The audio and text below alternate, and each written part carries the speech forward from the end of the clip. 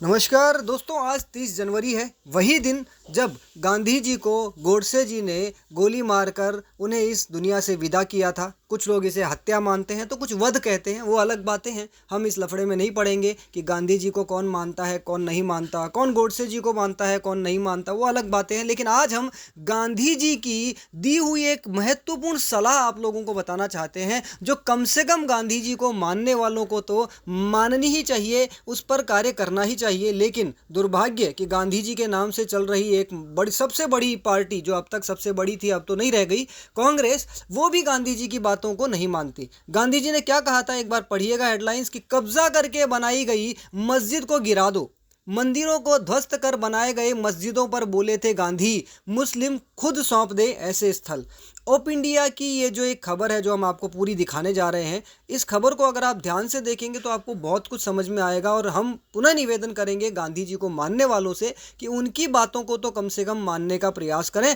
हम सभी जानते हैं कि मुगल आक्रांताओं ने भारत में आके अनेकों मंदिरों को ध्वस्त किया और उन पर मस्जिदें बना दी, जबकि ये चीज़ इस्लाम में भी जहाँ तक हम जानते हैं हराम है कि आप किसी दूसरे की ज़मीनों पर मस्जिद मंदिरों को, धार्मिक स्थलों को तोड़कर उन पर मस्जिदें बनाकर उनमें इबादत नहीं कर सकते। इसकी अनुमति शायद इस्लाम भी नहीं देता। लेकिन फिर भी कुछ लोग इस प्रकार की गलत हरकतें करते हैं, और करते ही नहीं, अब भी उनको मानने वाले, उनके फॉलोअर, उनके जो वंशज अपने आप को कहते हैं, वो भी इस्लाम की बात तो करते हैं लेकिन इस्लाम के इस रूल को नहीं मानते कि दूसरों की ज़मीनों को कब्जा करके, उन्हें तोड़कर या किसी भी प्रकार से उनको हत्या कर उन पर जो आप इबादत करेंगे वो स्वीकार नहीं की जाएगी। खैर, अब हम गांधी जी की बात, और ये जो उपासना, जिस मुद्दे पर हम चर्चा कर रहे हैं, गांधी जी ने क्या सलाह दी, उस पर हम विशेषतः आपका ध्यान एकत्रित करना चाहेंगे।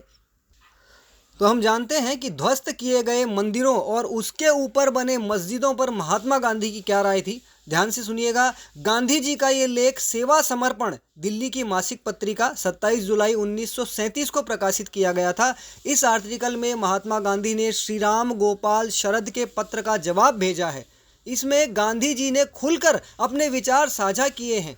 क्या विचार साझा किए हैं? तो गांधी जी लिखते हैं, किसी भी धार्मिक उपासना ग्रह के ऊपर बलपूर्वक अधिकार करना बड़ा जघन्य अपराध है। अब हम सभी जानते हैं कि ऐसे कौन लोग हैं, ऐसी कौन सी मानसिकता है जिसने दूसरों के धार्मिक स्थलों पर इस प्रकार से कब्जा किया हो, उन्हें तोड़ा हो, अपमानित करने का प्रयास किया हो, उनकी मूर्तियों को तोड़ तोड़ कर सीढ़ियों में लगाया हो मस्जिदों की में। कौन किया है सब जानते हैं।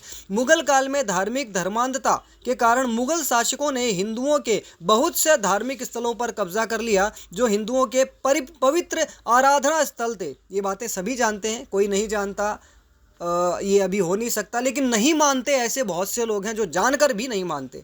इसमें से कई को लूटा गया और कई को मस्जिदों में तब्दील कर दिया गया। हालांकि मंदिर और मस्जिद दोनों ही भगवान की पूजा करने के पवित्र स्थल हैं। खैर, गांधी जी सेक्युलर थे तो ऐसी बातें भी उनकी बहुत सारी आपको मिलेंगी, और दोनों में कोई अंतर नहीं। उनके हिसाब से मुस्लिमों और हिंदुओं के पूजा करने का तरीका अलग है। ये बातें गांधी जी ने लिखा। और गांधी जी और आगे क्या लिखते हैं वो भी देखिएगा। धार्मिकता के दृष्टिकोण से देखें तो मुस्लिम कभी भी यह बर्दाश्त नहीं करेंगे कि हिंदू उस मस्जिद में लूटपाट करें जहां वह इबादत करते हैं। अब पहली बात तो ऐसा कोई वाकया किसी ने ज़िंदगी में नहीं देखा होगा कि जहां हिंदुओं ने किसी मस्जिद को तोड़ा हो, उसको लूटा हो या उनकी इबादत गाहों को नष्ट किया हो। ऐसा कहीं भी आपने कभी नहीं देखा होगा। बाबरी की अगर बात करें तो बाबरी हिंदुओं के जो अयोध्या राम मंदिर था उसे तोड़कर बनाया गया स्थल था, वो कोई मस्जिद नहीं थी। वो इस्लाम के अनुसार भी वो हराम था।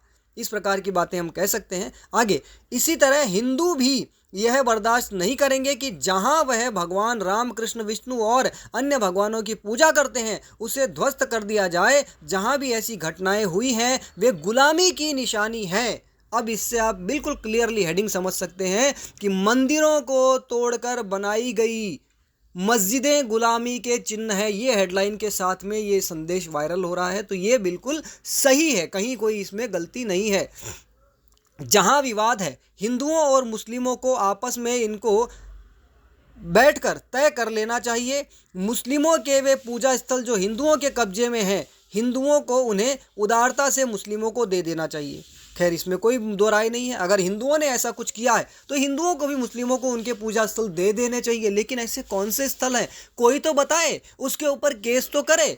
तो उसके बाद हम दे देंगे, कोई दिक्कत नहीं है। लेकिन ऐसे कोई भी स्थल आपको नहीं मिलेंगे जहां हिंदुओं ने मुस्लिमों के कोई धार्मिक स्थलों को तोड़ा हो, उन्हें लूटा हो और उन पर अपना अधिकार जमाया हो। महात्मा गांधी ने आगे लिखा, इसी तरह हिंदुओं के जिन धार्मिक स्थलों पर मुस्लिमों का कब्जा है, ऐसे आप सभी को पता होगा लगभग 30 से 40 हज़ार का बार बार आंकड़ा गिनाया जाता है, इतने ऐसे मंदिरों को तोड़ तोड़ कर उनके ऊपर कब्जा किया गया है मुगल काल से ही, और आज भी किया जा रहा है। अभी भी आपको पता होगा अनेकों जगहों पर मज़ार, मस्जिदें, पता नहीं क्या क्या बना दी जाती हैं हिंदुओं के मंदिरों पर कब्जा कर करके।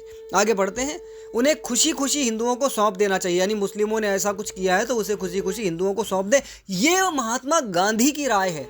तो बहुत सारे हमारे मुस्लिम बंधु जो हैं वो गांधी जी को मानते हैं, उनके फॉलोअर ऐसा कहते हैं, और कांग्रेस तो उसी के नाम, उन्हीं के नाम पर चल रही है। तो आखिर क्यों ये लोग इनकी सलाह को नहीं मानते कि भाई जिन धार्मिक स्थलों पर हिंदुओं के धार्मिक स्थलों को तोड़कर उस पर मुस्लिमों ने या किसी ने भी कब्जा किया है वो हिंदुओं को खुशी खुशी लौटा दे।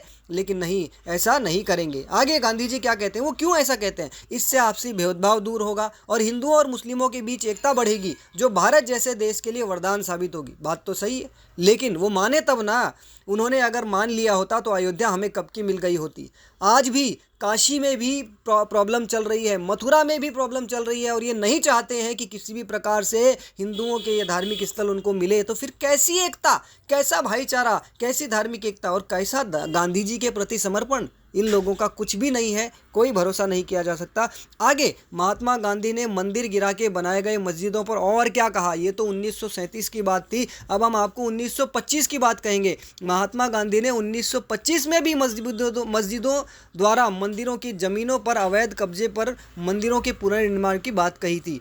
यही नहीं, गांधी जी ने यंग इंडिया के 5 फरवरी 1925 को एक दूसरे लेख में लिखते हैं, अगर हिंदू का कब्जा अपनी ज़मीन पर है और कोई शख्स उस पर कोई इमारत बनाता है, चाहे वह मस्जिद ही हो, तो को उसे यानी कोई भी ABC कोई भी व्यक्ति हो को यह अख्तियार है कि वह उसे गिरा दे, यानी उसको यह अधिकार है कि उस कब्जा करके बनाई गई जो भी दूसरी इमारत है, कुछ भी नाम दे दो उसको गिरा सकते हैं। वह इमारत मस्जिद नहीं हो सकती, मस्जिद की शक्ल में खड़ी की गई वह इमारत मस्जिद नहीं हो सकती। वह मस्जिद तभी कही जाएगी जब उसके मस्जिद होने का धर्म संस्कार कर लिया जाए। बिना पूछे किसी की ज़मीन पर इमारत खड़ी करना सरासर डाकेजनी है। यानी गांधी जी ने भी वही बात कही जो इस्लाम में भी शायद जायज़ है। इस्लाम भी किसी दूसरे की ज़मीन पर कब्जा करके, किसी दूसरे की ज़मीनों को, मंदिरों को तोड़कर उसके ऊपर मस्जिद बनाना अलाउ नहीं करता। वही बात गांधी जी ने भी कही, लेकिन कहाँ कोई बात मानेगा, ना अपनी किताबों की बात मानते हैं ना गांधी जी की।